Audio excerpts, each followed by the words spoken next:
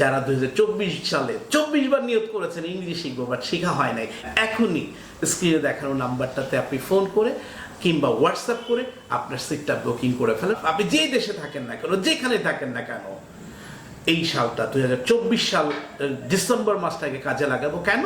যাতে 2025-এ গিয়ে আমি ভালো থাকতে পারি। আপনি আপনার 2025-কে রাঙাবেন, you will become the boss. সুন্দর একটা কথা আছে, start today, success tomorrow. If you start tomorrow, tomorrow will be tomorrow for the forever. Tomorrow never be today.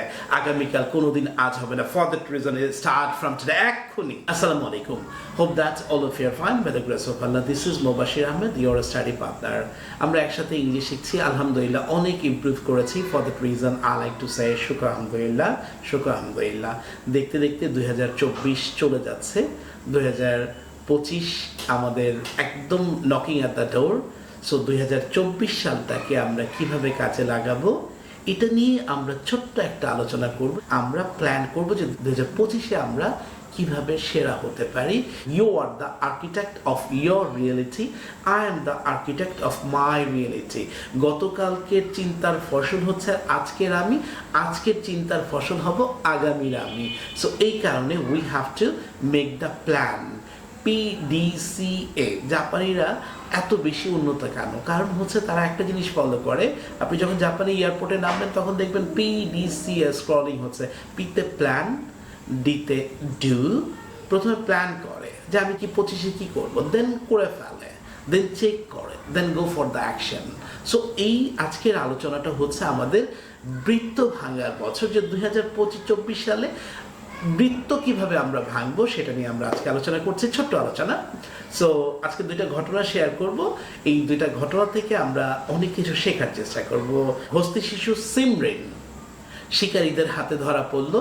তো শিকারীরা করলো কি, এই সিমরিনকে সার্কাস দলের কাছে বিক্রি করে, সার্কাসে যে খেলা দেখায়। তো সার্কাসের দল করলো কি, সেই ছোট্ট হস্তি শাবক সিমরিনকে নিয়ে এসে একটা শিকলের সাথে পায়ের মধ্যে বেঁধে দিল এবং একটা বৃত্ত এঁকে দিল যে এটা তোমার গণ্ডি। তো সিমরিন খেলাধুলা করে, হাঁটার চেষ্টা করে, এই মানে এইখান থেকে ছুটোছুটি করে। বাট যখনই ছুটোছুটি করতে চায় একটা পর্যায়ে গিয়ে পায়ের মধ্যে আঘাত পায়, টান লাগে। কিরে কিসের টান লাগে? দেখে যে একটা শিকল তার পায়েটা বেঁধে আছে।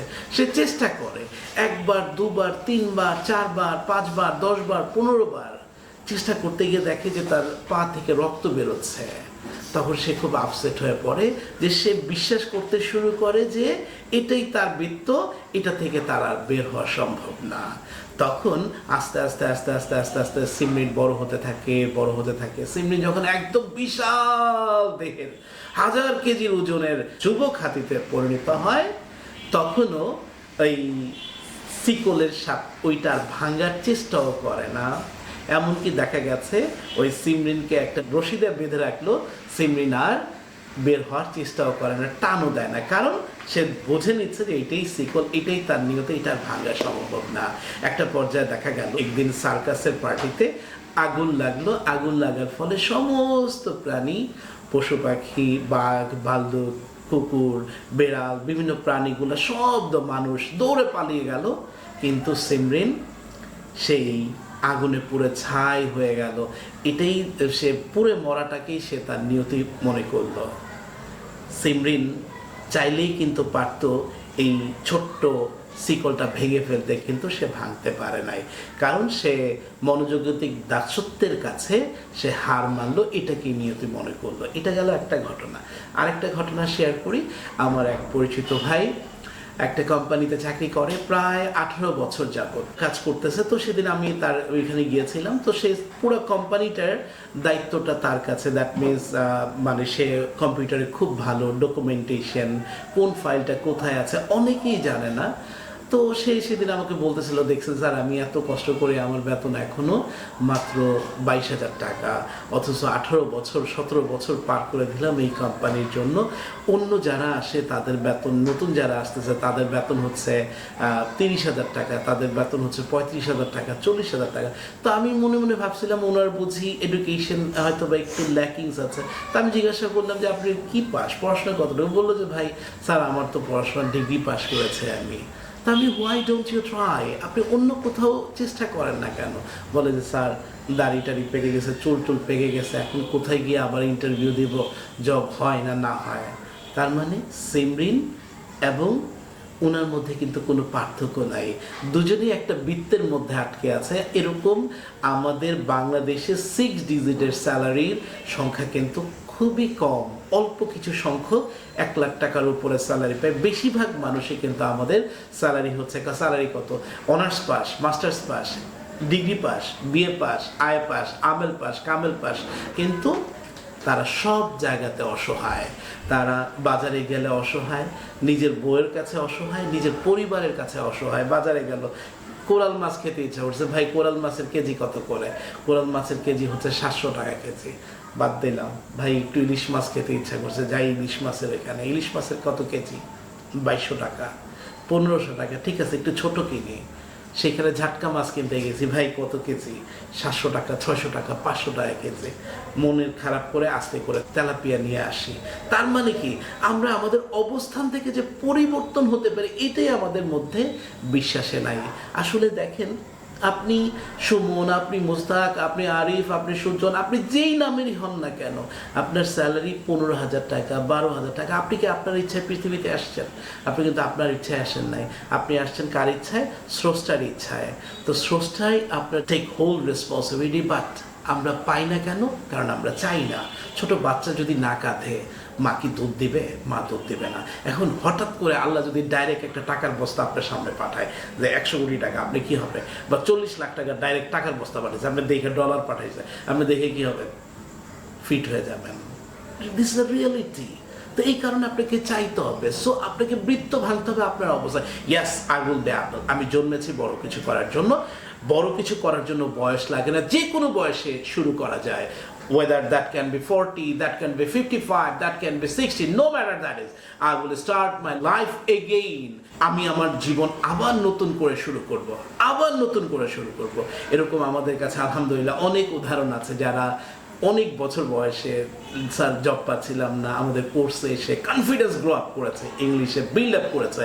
আমাদের ইন্টারভিউ সেশন, আমাদের কনভারসেশন, আমাদের মাইক্রোফোনে কথা বলা, প্রেজেন্টেশন, এই সব কিছু মিলে তার ভিতরের শক্তিকে বুস্ট করেছে।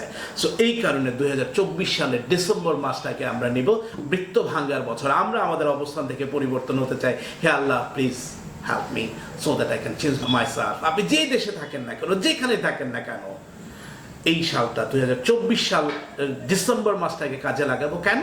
যাতে 2025-এ গিয়ে আমি ভালো থাকতে পারি। So I would like to invite to join our 2 new batches. আমাদের 2টা নতুন ব্যাচ শুরু হচ্ছে। একটা হচ্ছে গোমতী ব্যাচ, আর একটা হচ্ছে Howrah batch.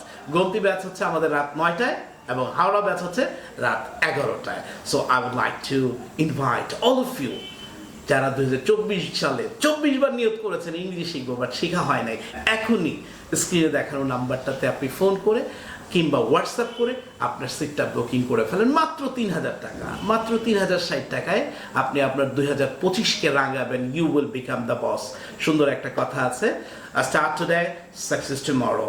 If you start tomorrow, tomorrow will be tomorrow for the forever. Tomorrow never be today. আগামীকাল কোনোদিন আজ হবে না। For that reason, start from today. এক্ষুনি ফোনটা ধরেন, হোয়াটসঅ্যাপে একটা নক দেন যে sir I want to learn English. You will get the reply. আপনি রিপ্লাই পেয়ে যাবেন, okay fine, that's good. So 2024 সালের একটা দিন সিদ্ধান্ত নিব। সিদ্ধান্ত নিতে যদি দেরি করি, আমি আমার জীবন থেকে পিছিয়ে পড়বো, ছিটকে পড়বো অনেক দূরে। সো এখনই সিদ্ধান্ত নেন, হোয়াটসঅ্যাপ করেন। ইনশাআল্লাহ দেখা হবে আপনার সাথে রাত 9টায় অথবা 11টায়। আমি বিশ্বাস করি আমাদের এই 2টা ব্যাচের শিক্ষার্থীরা হবে খুবই বরকতময় শিক্ষার্থী। এই ব্যাচ হবে আমাদের খুবই বরকতপূর্ণ ব্যাচ। আপনারা ইতিমধ্যে বিভিন্ন ভিডিওর মাধ্যমে আমাদের শিক্ষার্থীদের অনুভূতি আমরা শেয়ার করেছি। সো আমরা চাই 2025 সালের প্রথম মাসেই আপনারা আপনাদের স্পিকিং, আপনাদের উন্নতিটা আবার অন্যদের কাছে তুলে ধরবেন। সো বৃত্ত ভাঙতে চাই, বৃত্ত ভাঙবো, ইনশাআল্লাহ ভাঙবো। So I like to welcome all of you to join our Gumti and Haura batch. Thank you very much. Assalamu alaikum.